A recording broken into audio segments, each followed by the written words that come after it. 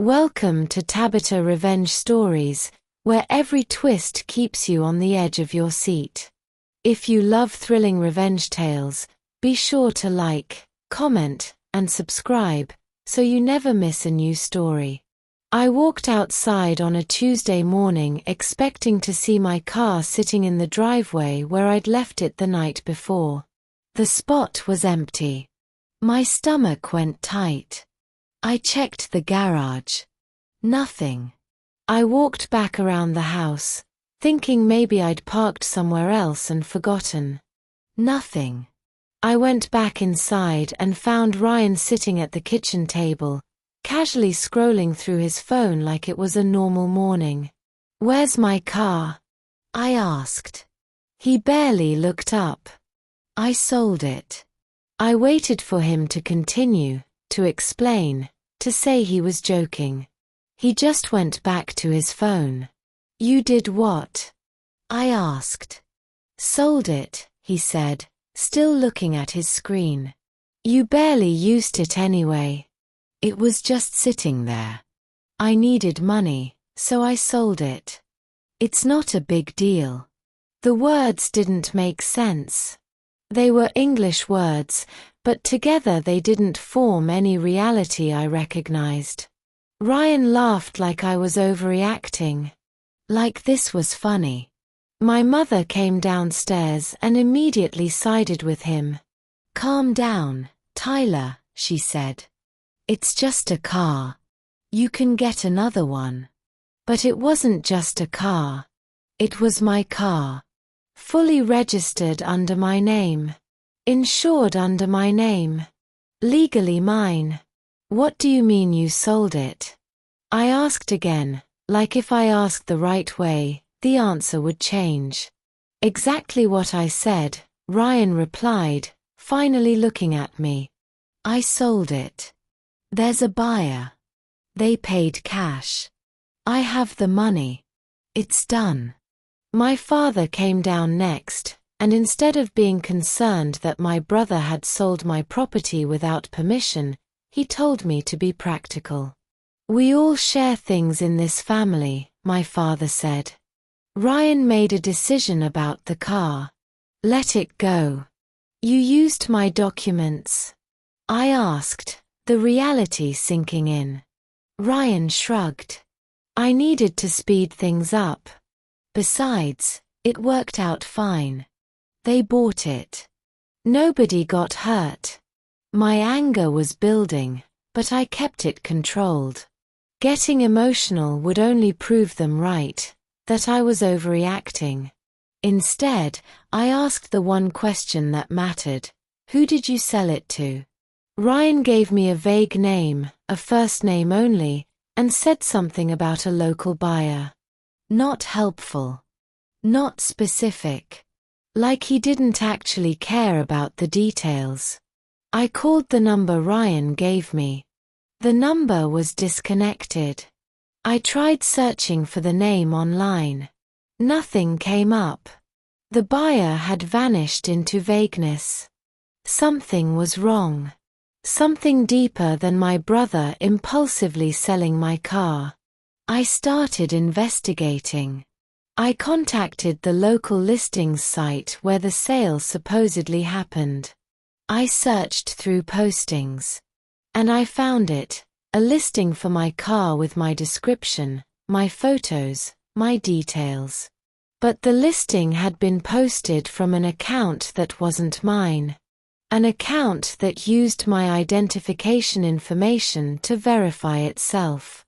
My brother hadn't just sold my car. He'd used my identity to list it. When I confronted Ryan about the identity issue, he admitted it casually. Like it was nothing. "I used your information to speed things up," he said. "It's not like you needed the car or anything. The listing went live faster that way. It actually worked out perfectly. You can't use my information," I said, keeping my voice level. "But it worked," he said, like that mattered more than the fact that he'd committed fraud. I called the insurance company. The paperwork showed I was still the policyholder. The car was still listed under my coverage.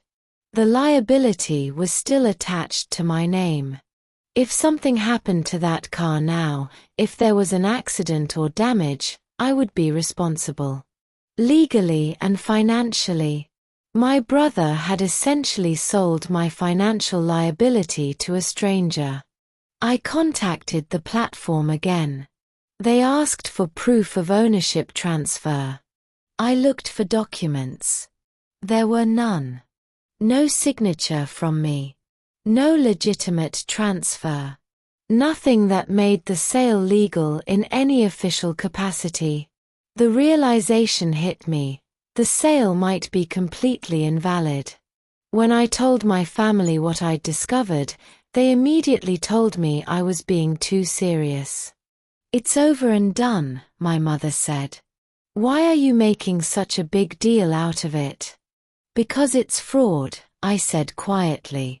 "Your brother made a mistake," my father said. "Let it go." Nobody offered to help.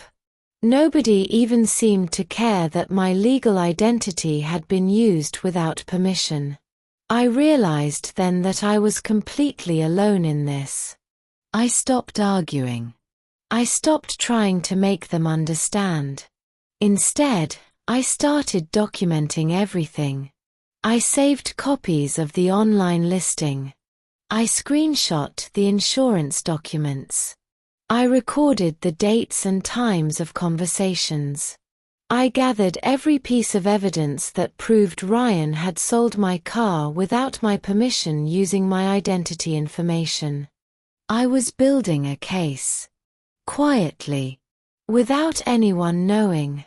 3 weeks later, I received a phone call from an unknown number.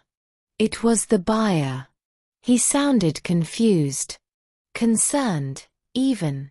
"I need to talk to you about the car I bought," he said. "The person who sold it to me told me he was the owner. But I'm starting to wonder if that's actually true." The buyer explained that he'd been doing some research and realized the paperwork was irregular. That the sale documentation didn't have proper signatures. That he was worried he didn't actually own the car legally. "I wasn't told anyone else's name was on the registration," he said. "I was told this guy owned it outright." That's when I realized Ryan had lied to the buyer too. This wasn't just a careless mistake. This was deliberate misrepresentation. I started digging deeper. I found evidence that Ryan had done similar deals before. Sold things that weren't entirely his. Made informal agreements. Used other people's property or information to make quick money. This was a pattern. A habit. A way of life. I confronted Ryan directly with all the evidence. He doubled down. He said I was overreacting. That the buyer was fine. That the money was spent and there was nothing anyone could do about it anyway. "It's in the past," he said. "Why can't you just move on?" "Because you committed fraud," I thought. But I didn't say it out loud. I consulted with a legal advisor. She reviewed the documentation. She explained the implications. She confirmed what I suspected. What Ryan had done could be classified as fraud. Using someone's identity information to facilitate a sale without their permission was illegal. When I told Ryan this, his confidence flickered for the first time. It's not going to actually be a problem, right?" he asked. I told the buyer about the legal implications. I explained that the sale might not be valid. I suggested he consider reversing it. His response was immediate. "I want to reverse it. I don't want any legal problems." Suddenly, Ryan's perfect solution was falling apart. When Ryan found out the buyer was pulling back, panic set in. He realized that without the sale being final, he'd committed fraud and had nothing to show for it except legal exposure. "We can fix this," he said, his tone shifting from dismissive to desperate. "How?" I asked calmly. "You sold my car using my identity information without my permission. I don't see how that gets fixed. I prepared documentation to present to authorities if necessary. I gathered everything: the fraudulent listing, the insurance documents, the recorded conversations, the pattern of previous incidents.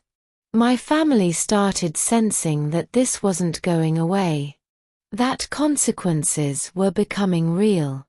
Ryan tried to rewrite the story. He said I'd given him permission. Said I'd suggested he sell it. Said I was misremembering our conversation. But too many people knew the truth now. The buyer knew. The platform knew. The insurance company had records. The buyer officially confirmed he wanted to cooperate with me.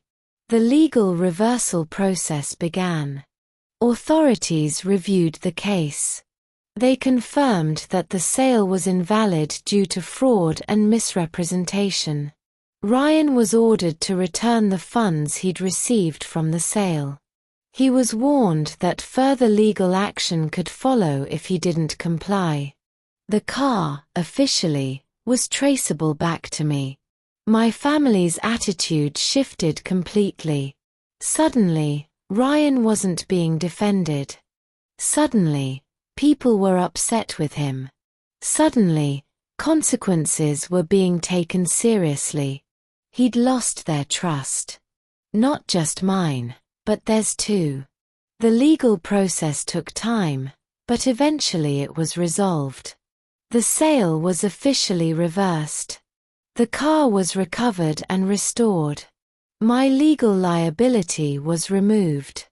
And Ryan was left facing repayment requirements and legal scrutiny. He came to me asking for forgiveness. Asking if there was any way to make this right. I told him the truth: "You didn't just take my car. You took my identity. You committed fraud. And you expected me to be quiet about it." He had no response. I got my car back. I got my reputation back. I got my life back. But Ryan lost everything: trust, respect, freedom from legal consequences, family standing. He didn't just take my car. He proved that I was right to take my silence back. That I was right to stop arguing and start documenting. That I was right to let everyone see what he'd actually done instead of defending myself against his dismissal. Sometimes the most powerful response to betrayal isn't anger. It's clarity. It's documentation. It's refusing to make excuses for someone who won't make excuses for themselves. He laughed when he sold my car.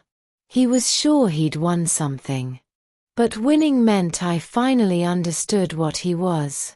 And losing meant he finally had to face it. That was the real ending. Not drama. Not confrontation. Just the simple process of letting someone's own actions catch up with them. I let him think he won. And in the silence that followed, everything changed. If this story made you feel something, share it with someone who needs to hear it. And if you haven't subscribed yet, I would love to see you in the next one.